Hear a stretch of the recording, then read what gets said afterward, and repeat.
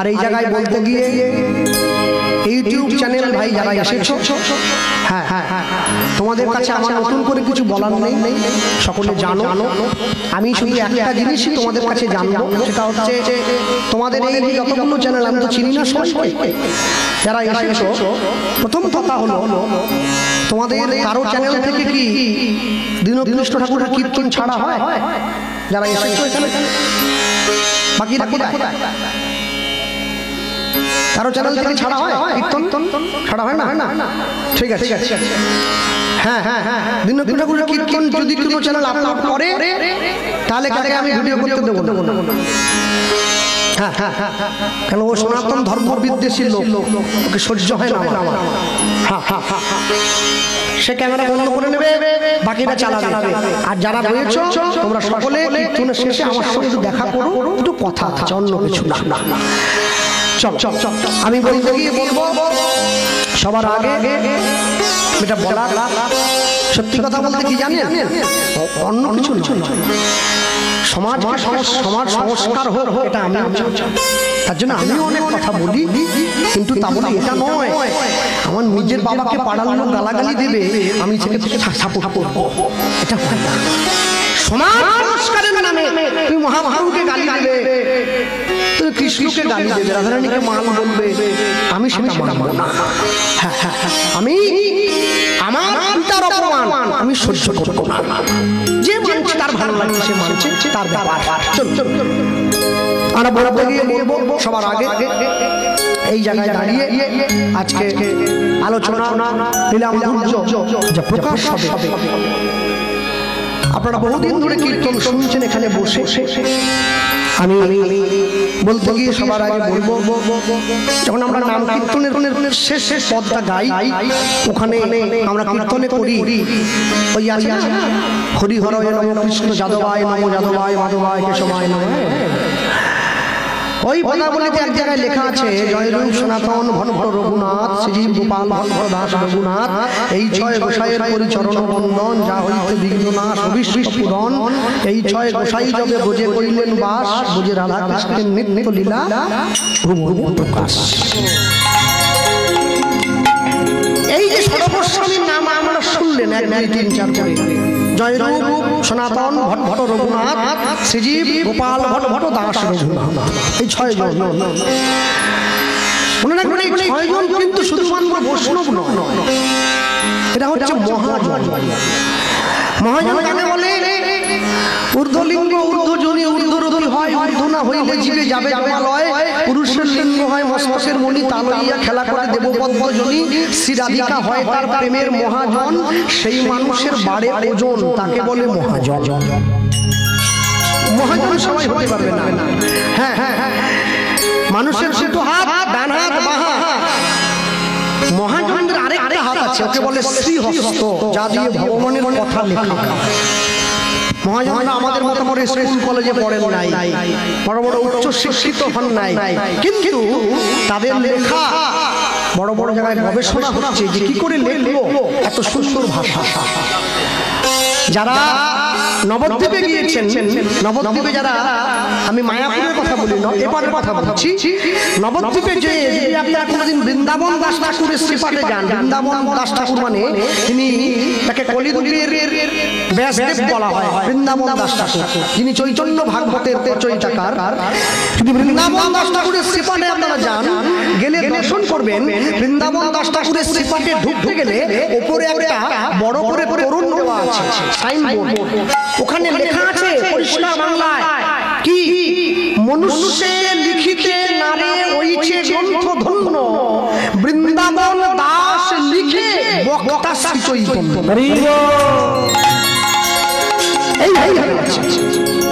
বৃন্দাবন দাস ঠাকুর যখন এই গ্রন্থ তিনি লিখেছেন, তার গ্রন্থ লেখার মতো বয়সও নেই, ধৈর্য নেই, মহাপ্রভু কৃপা করে লিখিয়ে নিয়েছেন, তাই সে লিখেছে। মহাপ্রভু বলছে তুমি লিখবে না, আমি বলবো তুমি শুধু খাতায় লিখবে, এটাই তোমার কাজ। সেই গ্রন্থ মানুষের পাঠ। তো এই যে 6 জন গোস্বামীর কথা আমরা বললাম, সকলে 6 জন গোস্বামীর কথা বলতে গিয়ে আমি সবার আগে বলবো যেটা বলা, এই 6 জন গোস্বামী থেকে আজকে মধ্যাহ্নকালে দাঁড়িয়ে আমরা এক গোস্বামীর কথা শ্রবণ করবো সকলে। সেই গোস্বামী অন্য কেউ নয়, তাকে সবাই আপনারা জানেন, যার কথা শুনবো হরিসভায় বসে লীলা মাধুর্য যা প্রকাশ হবে পরম বৈষ্ণব মহাজন শ্রী রঘুনাথ দাস গোস্বামী জীবনী। আর আমি বলতে গিয়ে একটা কথাই আপনাদের বলবো, প্রাণ ধরে আস্বাদন করবেন সকলে। কেন জানেন? রঘুনাথের বৈরাগ্য পাষাণের সমান, যার বৈষ্ণবতায় পাষাণ বলে গিয়েছে এহেন বৈষ্ণব অন্য কেউ নয়।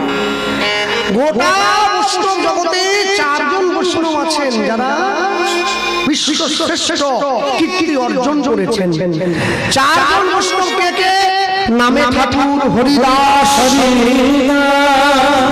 প্রণামে রঘুনাথ,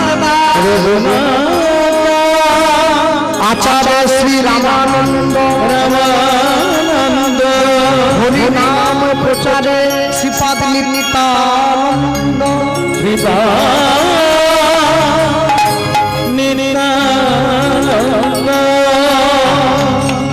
চারজন বৈষ্ণব। প্রথমে নামে ছিল হরিদাস। হরিদাস ঠাকুরের মতো এত হরিনাম আজ পর্যন্ত কোনো বৈষ্ণব করতে পারে না। দিবানিশি 3 লক্ষ হরিনাম গাইত, মাসে 1 কোটি নাম গায় যে সাধু, 3 × 90 লক্ষ। নামে ছিল হরিদাস, প্রণামে রঘুনাথ দাস, যার কথা বলবো। রঘুনাথ দাসের মতো করে এক প্রণাম কেউ করতে পারে নাই। প্রত্যেক দিন বৃন্দাবনে রাধাকুণ্ডের পাড়ে 1000 বার মাথা ঠুকিয়ে প্রণাম করতেন। শেষ জীবনে কপালের মাঝখানটা গর্ত হয়ে গিয়েছিল।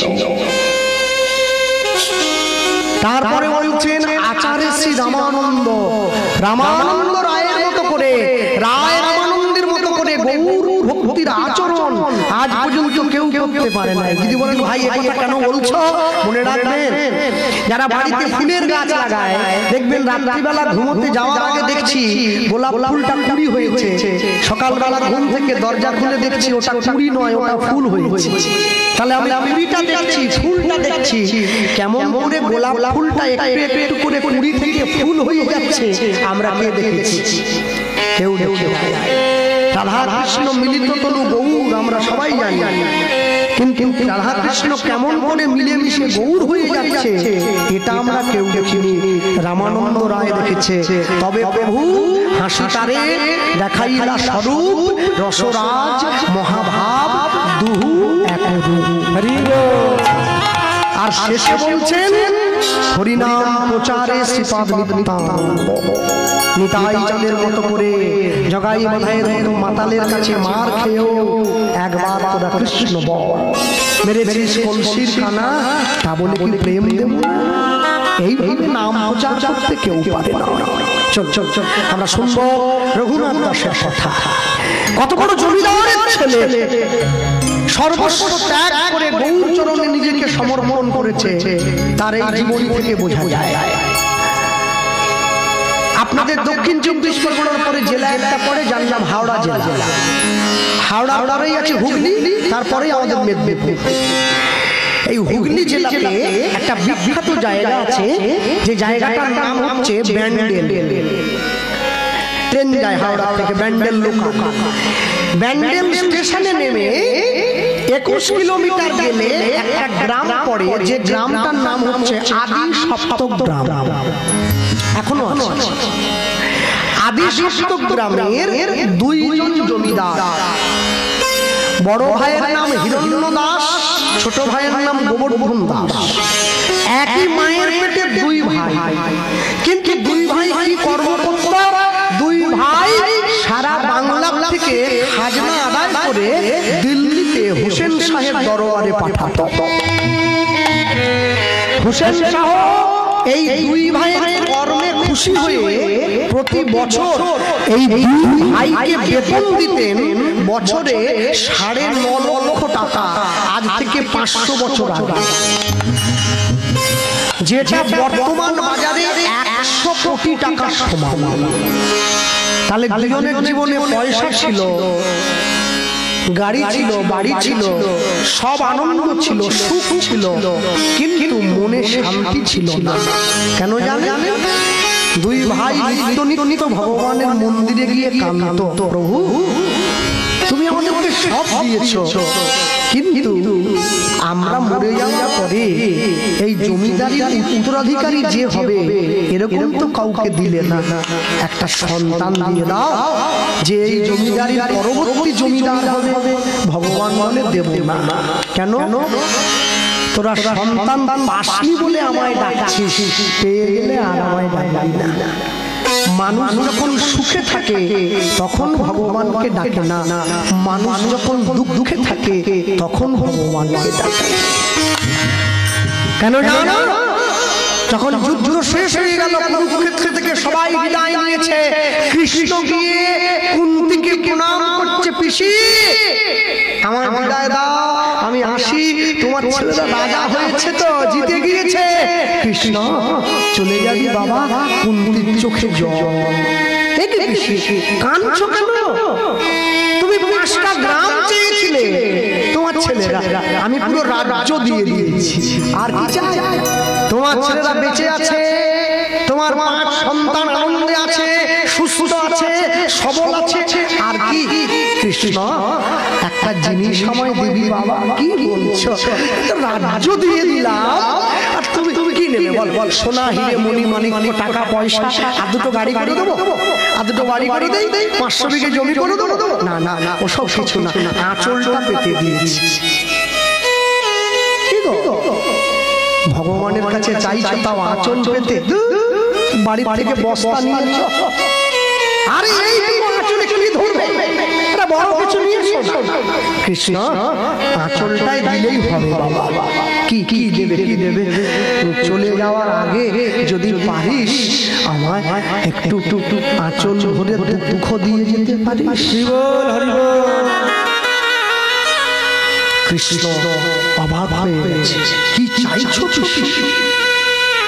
জগতের মানুষ আমার কাছে সুখ চায়, আনন্দ চায়, তুমি আমার কাছে দুঃখ চাইছো। কেন চাইছি জানিস? আমার ছেলেরা সুখ নিয়েছে, ওরা তোকে ভুলে যাবে, আমি দুঃখ নেব, দুঃখ পেলেই তোকে ডাকবো, তুই আসবি, আর আমার ছেলেরা তোর চরণ পাবে, এটাই তো চাই। সুখে ফিরবে ভগবানকে যে ডাকবে, ভগবান তার ঘরে বাঁধা থাকবে সারা জীবন। দুই ভাই ভগবানের মন্দিরে ঢুকে ভগবানের চরণটা জড়িয়ে ধরেছে। প্রভু এতদিন পর্যন্ত নিজেদের জন্য সন্তান চেয়েছি, আজকে নিজেদের জন্য নয়, সন্তান চাইব তোমার সেবার জন্য। আমরা মরে গেলে তোমার সেবা করবে কে? তাই তোমার সেবার জন্য সন্তান বুদ্ধি করে চাইছে, দেখি এবারে তুমি কি করে মুখে দাও। ভগবানের চরণটা জড়িয়ে ধরেছে। ভগবান ভাবছে যে তোরা তো আমায় বিপদে ফেলে দিলি, এবারে না দিয়ে যাই কোথায়? গোবিন্দের চরণটা জড়িয়ে ধরল।